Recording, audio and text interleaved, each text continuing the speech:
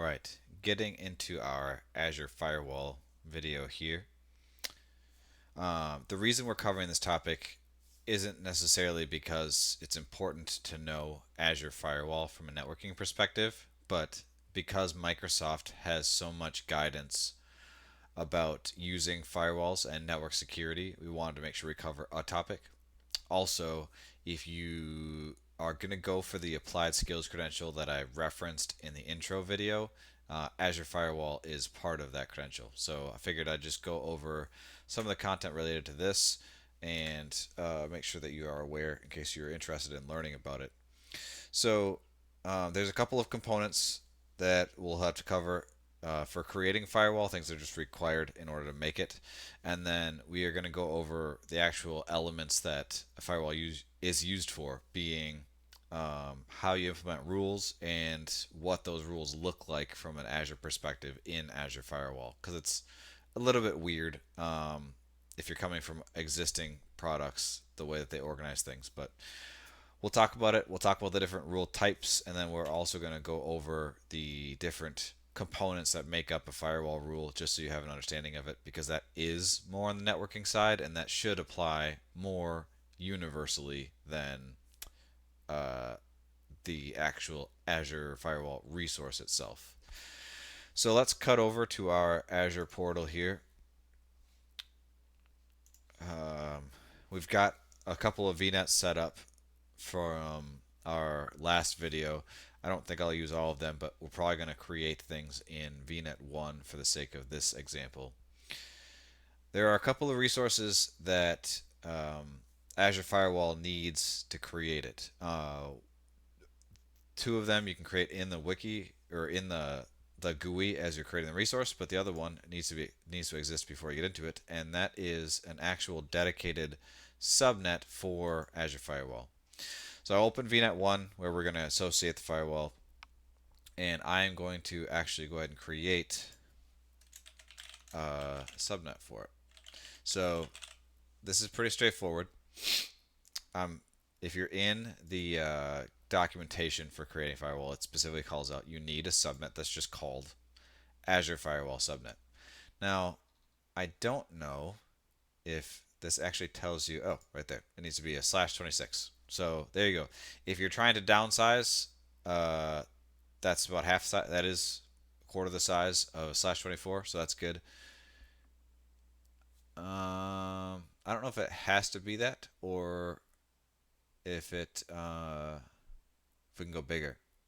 So just for the sake of experimentation, because I don't care and this is a lab VNet, let's go ahead and try giving it a /24 and see if it complains. I have a feeling it's not going to complain about more address space, but probably can't have anything smaller than a /26. So I don't need anything else here. I'm going to go ahead and make sure this name is right. I'm going to copy and paste this because it will look for the firewall name specifically. So copy that, paste it, 10.01/24, save, and this just has to exist before we go in and create the firewall object. So now that is created, let's go here and create one.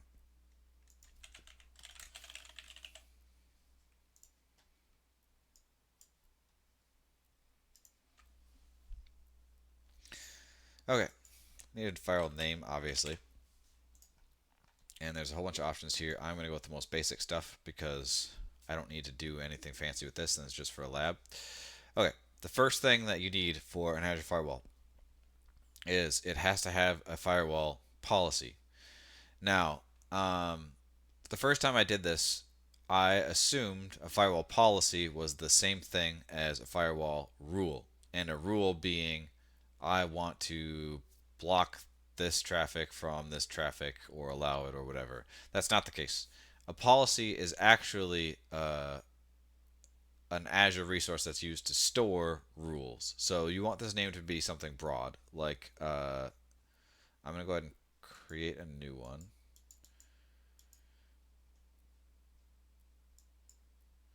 Interesting. Oh, there it is. I was looking for the add new button and I couldn't find it. So we're just going to call this firewall policy. And ECRS basic is just fine. So I'll create a new one of those. And then the other thing that you need for this firewall is a public IP address. So we're going to add a new one of those too.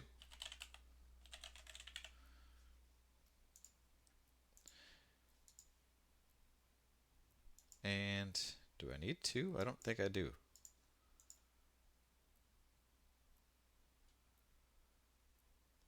Oh, you know what? This is yelling at me because I have a peer in place. So let me switch back and get rid of that.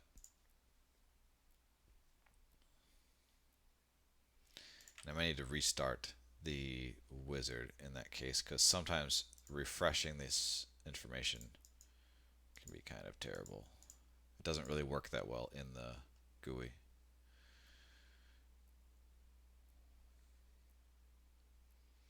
I might just cut out here and then I'll come back in after I have this deleted. Okay, I'm back. So I caught myself out a little bit trying to select the basic firewall queue, which I guess configures it with forced tunneling, which forces all outbound traffic to use a firewall, which isn't a bad idea. I mean, that's kind of the point of it. But for the sake of demonstration and being able to show you how to configure that, I didn't want to do that. And that also was prompting for a second public IP for some reason. So I corrected that by switching to a standard SKU. We create a firewall policy. I'm going to have it create the IP, and then you'll notice that second IP address is gone. Now, if I were to switch this to enabled, it then prompts me for a second public IP address for the management port, and then it also requires a different subnet, which is Azure Firewall Management Subnet. But I don't care to do this right now, so I'm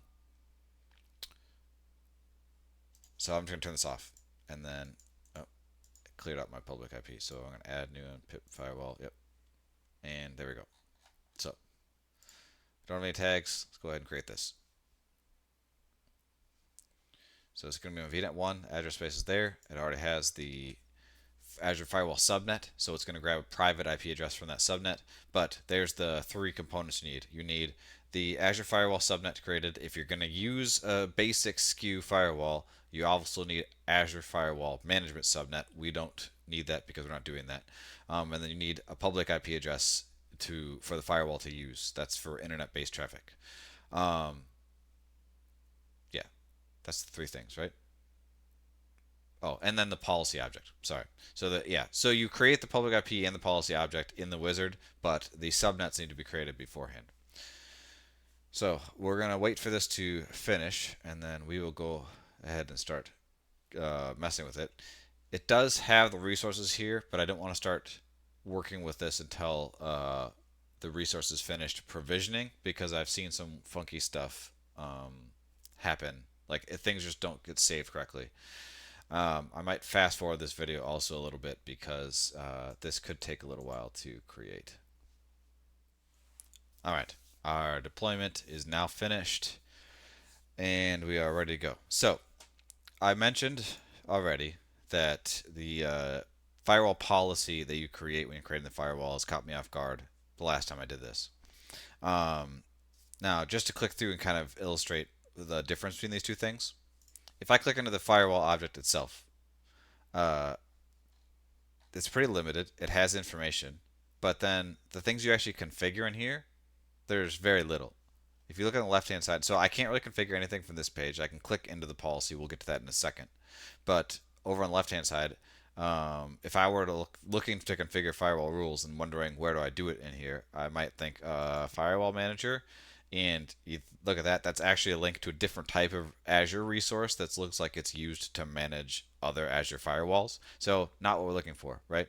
But I can configure my public IP address or my SNAT, whatever that is. But essentially, not much you can configure in here. So the way to think about the actual firewall object, I kind of look at this. This is like the appliance, the interfaces for your firewall, right? You configure your IP address and IP configurations. However, we want to get into configuring the firewall rules. That's the stuff that actually matters to us.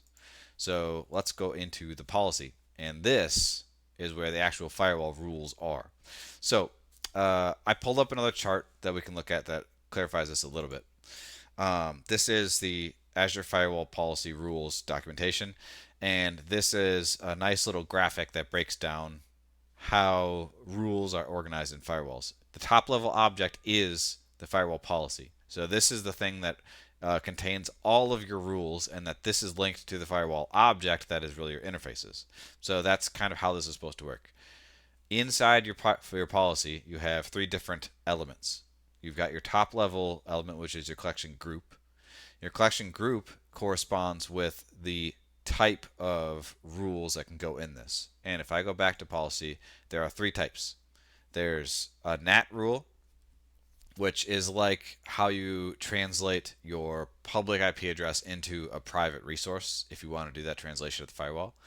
You have network rules, which is kind of what I would consider to be the meat and potatoes of a firewall. This is your actual rules that allow and block things. And then application rules is intended to be layer 7 rules. I don't know if you would be familiar with what that entails, but that is essentially like URL based or application based controls. And according to Microsoft's documentation, this is more intended for east-west traffic, and probably serves the same function as like a web application firewall in an application gateway, which would be used for a front end service if you're looking for layer 7 rules for a service that you're providing externally. So application rules is layer 7 east west. Now, going back to this document, each rule collection group has to correspond with one of those types, right? So I could have DNAT, network, and then application collection groups. And then under your collection groups, you have rule collections themselves. Now, collection is literally just a group of rules. The thing is, they are grouped by the action. So a collection can either be an allow rule or a deny rule, which we're going to kind of talk about and break down the different elements of a firewall rule, but those are two of the main ones.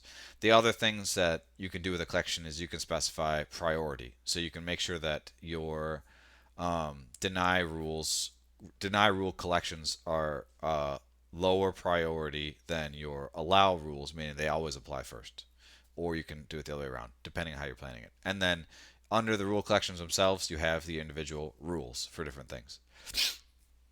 You can have a one-to-one collection, rule collection to rule, doesn't matter. But that's how Microsoft has these organized in the firewall.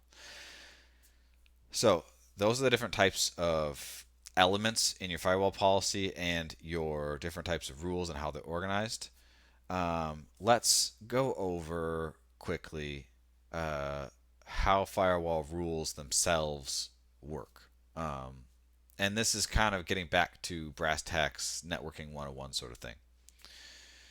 So the first thing you need to consider is inbound or outbound traffic. Now, I wasn't planning on doing this, but let's go ahead and whiteboard here. Let's see. Sorry, I was doing that without visibility. Let's just, oops.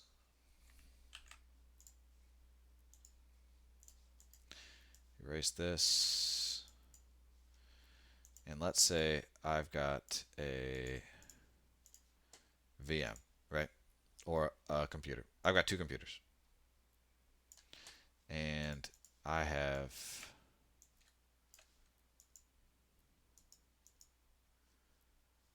Can I do a dashed line? Not really. Let's just say that's my firewall in between, right? The first thing you need to consider is your traffic direction when you're thinking of a rule. Now, traffic direction seems really simple, right? It's either, let's just say this is inside and this is outside. So this would be inbound traffic, and then this would be outbound traffic. However, a lot of people get confused in this, so it's really good to illustrate. It's really good to think through. Traffic direction specifically corresponds with whoever's initiating the traffic. A lot of people think, well, if I'm going to a website, I go to the website sends me data back, images, pictures, text from the website, and then I click a link and then it's sending me data from the new page. So which direction is that?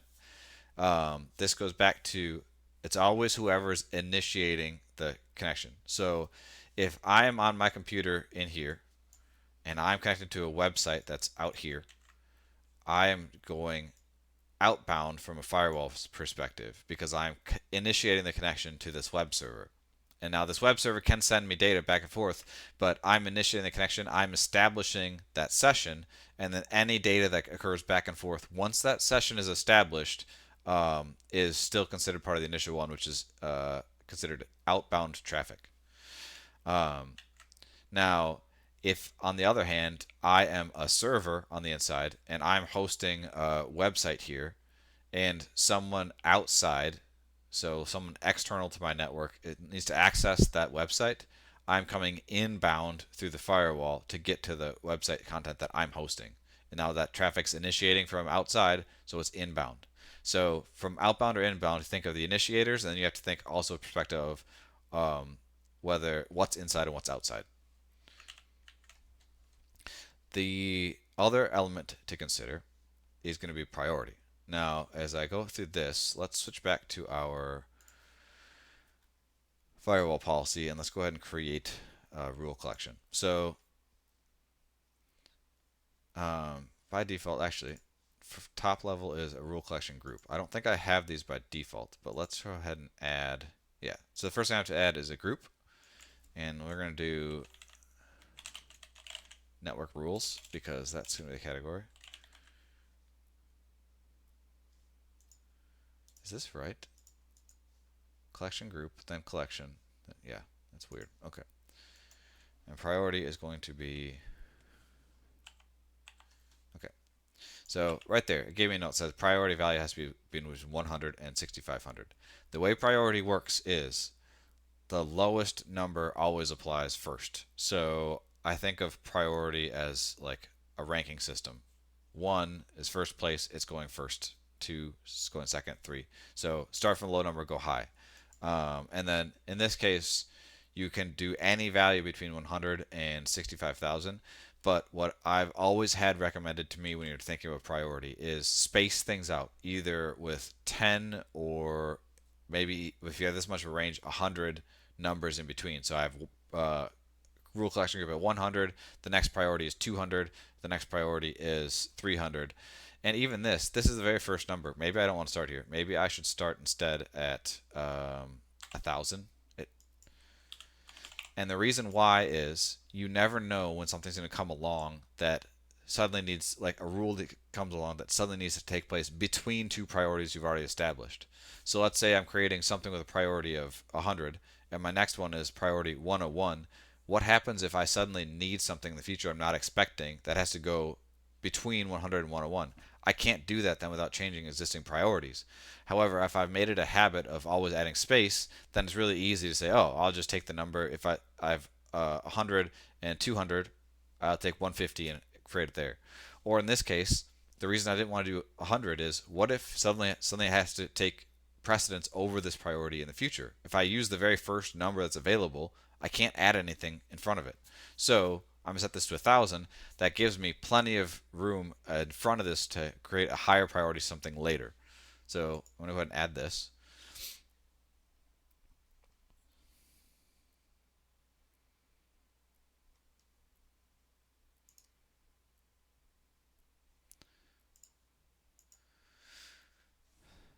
We got our rule collection group. All right, cool. And now let's create a rule collection. It's going to be network.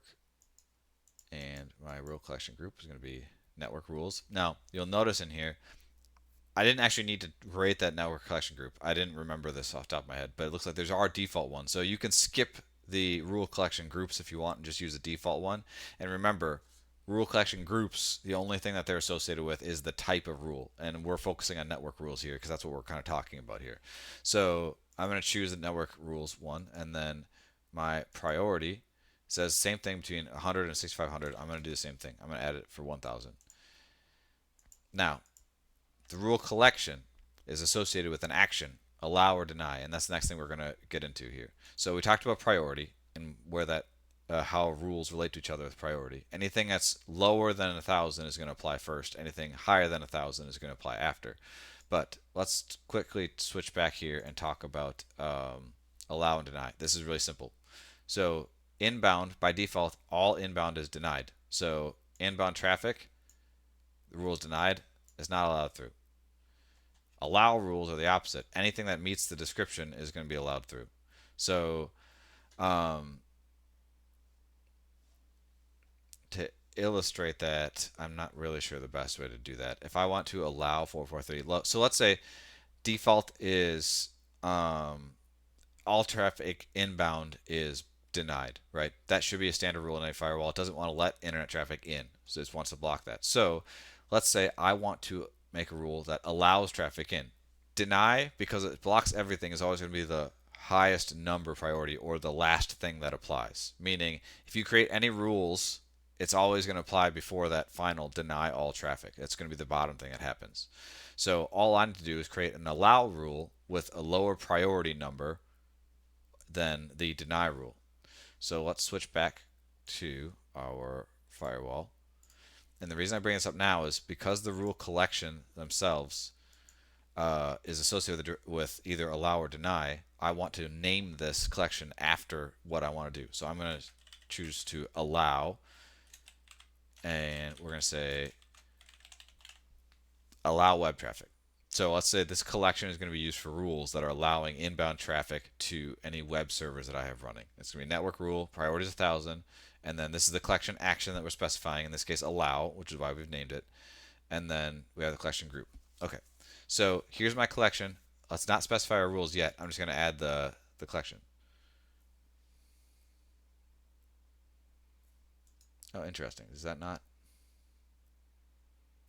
Oh, it's still creating this rule collection group. I forgot about this delay. Okay, so while that's going, let's go on to these next things. Okay, so the next category we talked about allow or deny. Oops, making a mess here.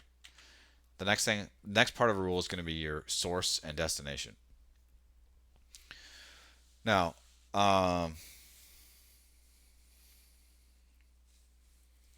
source and destination is literally an IP address that maps to whether it's traffic is originating from something specific or targeting something specific. And you need to think about this when you're thinking of the rules. You think about it in terms of what information do you have defined? Because oftentimes you're making a rule for everything. Like the example we're going to be using is allowing web traffic to an individual web server. I don't know where that traffic is going to originate from. In some cases, I might, in which case I could specify that in the source. Like if I know my source is coming from a public IP with or a specific public IP, like my on-prem IP address, I know what that is, and I only want to allow traffic from that, then I can set the source as that IP address. But in many cases, if I'm hosting a website and it's available publicly, I don't know where that traffic is originating from. It could be anywhere. So my source in that case is going to be star, meaning anything. However, I do know my destination. My destination is going to be the web server. So I know the destination is going to be the IP address of my web server. So in that case, my source is undefined, meaning it could be for anywhere, so it's going to be a star. Destination is going to be my web server. And this is an allow rule, so I want to allow traffic from there. Now, the other way to think about it is if I'm using a deny rule and I want to block traffic from a specific IP address because it's a known source of malware, my source then that I'm going to be blocking, because it's a deny rule, I want to deny the public IP address that I know is bad, so I specify that as the source, and the destination is going to be star. Anything from behind my firewall, it doesn't matter what they're targeting, I want to block it. So destination is going to be star. That's going to be really common for rules that you're creating. Your source and destination, one of them will likely be a star or a very broad range, and the other one's going to be probably something specific that you're trying to block or allow. So you have to think through the rule. In this case, its source is going to be star, destination is going to be a specific web server because we want to allow access to that server. That's going to be the example. The next part of the rule that we need to allow. So let me find my cursor here. Yep. Okay, so it's going to be an allow rule. We have our IP. I'm just going to write a 10 there. This is going to be star. Source is star. IP address or web server, I have 10. The next part we need to think of is your port and protocol. Now this gets into more knowing what services talk on which port. It's not important for you to know that as an administrator. Oftentimes it's up to the person who wants the rule allowed to tell you that. But there's some really common ones. In this case, because we're going to allow web traffic is port 80 if it's HTTP and port 443 if it's HTTPS. We should never be making a service available externally using HTTP. We want that traffic to be encrypted, and most websites require a certificate anyways, so we know it's always going to be 443. So in this case, our port is going to be 443, and port and protocol are oftentimes the exact same thing. Protocol in this case would be HTTPS, and HTTPS talks over the port 443. So those are one and the same, and really it could go with the same thing. If you want to allow LDAP, it's going to be 389 or 636. If you want to allow RDP, 3389. These are really common ports that you just kind of learn to know as an administrator. So in this case, the port we're going to allow is 443. And then the last thing, this really makes up the whole components of the rule. Allow or deny, source and destination, and then your protocol or your port that you're allowing. The other thing that I was going to call out specifically is, and I mentioned this earlier when we talked about application rules, there's layer 3 rules, which is what a network rule is. This is talking about, your source IP, your destination IP, your protocol you're talking at. That's all layer 3 traffic. You also have the ability to do this layer 7 rules as your application. And a layer 7 rules is saying something like, if I'm trying to access this server, let's say the web server is trying to access my website, danzabinski.com, and let's say I want to block someone from accessing danzabinski.com / admin. Maybe I have an admin portal configured in that URL. A layer 7 rule can do that because it's processing the actual requests that are going through on the application level, which URL is part of that. So there's a different type of rule as application rules that can do something like that, like web request filtering, web request blocking. But those are on a different level. So I want to specifically call those out to say most firewall rules that you're going to be configuring are going to be in this layer 3 address level, but there are options to do layer 7 rules. Now let's switch back to our portal and see, has this created yet? All right, it created the group. So let's try this again. Collection is going to be allow web traffic. It's a network rule. That's the type. Priority is going to be 1,000. Remember, we want plenty of room above and below in case we need something to set a rule higher priority. The action is going to be allow, and the collection group is going to be the one that we created. Okay, so this is the group, but we're going to go ahead and create the rule here too. So, name allow to server, and source type. This could be a group of IP addresses or an IP address. In this case, remember this is going to be external traffic allowed to the web traffic. So that's going to be star. Any traffic externally can go ahead and get in. Protocol. Oh, I didn't even think about this. TCP, UDP, ICRP. Unless you know otherwise, select TCP. That's my rule. I'm not going to go into the differences between protocols. I forgot. I completely spaced on this because I don't want to think about it. Oftentimes, you'll know. Sometimes it's TCP, UDP. Whoever's specifying the rule, it's up to them. This is ping. Doesn't really matter. My default is, unless I know otherwise, I'm choosing TCP. And then my destination ports are going to be 443 because that's HTTPS. And then I have a couple of options here that I can choose for my destination type. If I have a service tag in Azure that I want to rule, I'm not going to get to service tags, but that's things like allowing it to a specific series of Azure resources. In this case, I'm going to do an IP address, and let's say my web server is on 10.0.0.30. I don't actually have a server there, but maybe that is. And then because this is a collection, I can add multiple groups here. So I have multiple web servers, and I want to add rules for all of them. I can do allow to server 2 and do the same thing. Star TCP 443, and maybe this is on. There you go. So I've got my collection group, which is associated with the type of rule. I've got my collection, which is either is going to be allow or deny, and then any rules that are associated with that. So if I want to create another collection for deny, and then say deny certain things, then that could take priority over my allow traffic. And then I've got the actual rules themselves, which are members of collections. Now, this is the parent policy. I wonder if I can see, if I go to network rules, I can see my rules in priority right here. So this is the collection group priority, and that is that. Now, I don't see a default deny policy here. I would have expected to see one. Maybe it is, and I'm just not going to see it, but let's go ahead and add it just to be safe. So I'm going to add another rule collection because it's a different action, right? It's not allow, it's going to be deny. So I'm going to say deny all. It's going to be a network rule. Priorities, remember, this is the last thing. I want to anything I'm going to be configuring is going to be above this. So I'm going to make this bottom priority. This is pretty standard for firewalls. And then there's going to be deny. And the collection group is going to be network rules. And it's going to be literally just a deny all. So source from anywhere to anywhere. Any traffic originating from anywhere. I could make this like, can I do an IP group? No. If I'm putting this firewall between my own subnets, like if I want traffic from VNet 2 to VNet 3 to go through VNet 1 and it's forced to go through this firewall, this could potentially block that traffic because its source is star, meaning any traffic from anywhere trying to get anywhere, block it. But really, most firewalls sit between your edge or your external network and your internal. So that's really the intention of this rule. Any traffic externally trying to get to any traffic internally, deny, right? Destination ports are also going to be any. Protocol, any. Destination. So this is literally anything, anywhere, just block it. So any traffic that's going through this firewall, if it doesn't meet one of the allow rules, it's going to be blocked. And of course, it's not going to work because the collection group is still updating because I'm creating a new collection. That's really obnoxious. This takes a really long time, but that's essentially what we have to do. Now, the reason you would actually need this deny all rule is because by default, Azure is not allowing traffic in. If you want to allow traffic in to your resources, you would need to assign a public IP to that, which you'd still maybe want to do an NSG for that, which we'll talk about in a future video. But there's no way for traffic to get in otherwise.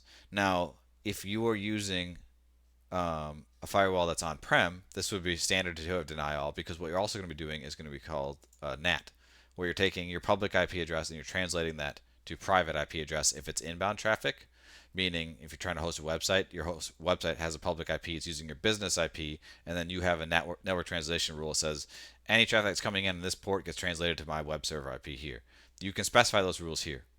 So you can do the same thing with Azure Firewall rules. But realistically, it's probably better not to send this through a firewall. Well, I'm not going to say it might be better, but you have ability to do direct things to Azure using an NSG or something like that. Whereas a firewall is going to give you probably better auditing over the traffic that's hitting it. But yeah, give or take here.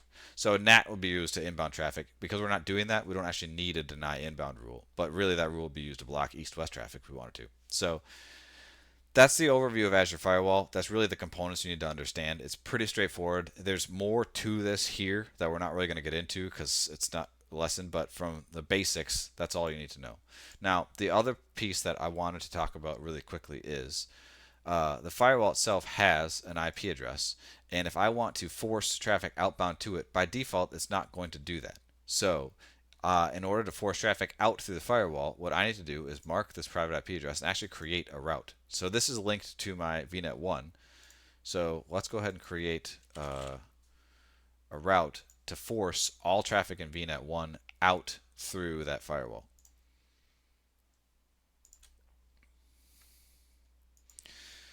UDR firewall.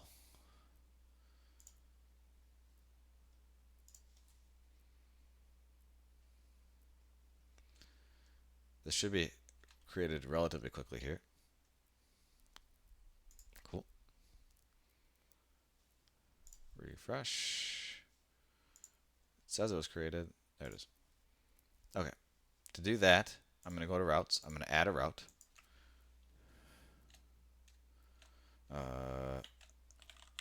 INET to firewall. So internet traffic to firewall. Destination is going to be an IP address. This is the default route.